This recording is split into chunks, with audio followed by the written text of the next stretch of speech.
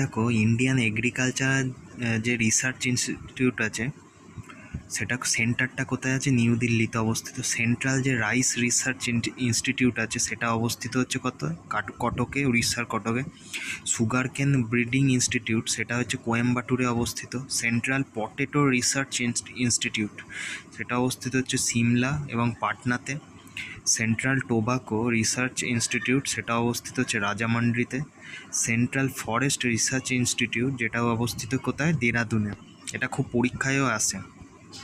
National sugar research institute, এটা অবস্থিত কানপুরে। Indian institute of national resins and gums, যেটা লাক্ষা চাষ হয়, ইন্ডিয়ান ল্যাক রিসার্চ ইনস্টিটিউট, সেটা অবস্থিত রাঁচিতে।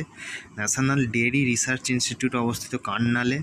Central institute of mining and fuel research অবস্থিত ধানবাদে। সেন্ট্রাল লেদার রিসার্চ ইনস্টিটিউট, এটা অবস্থিত চেন্নাইতে। Indian council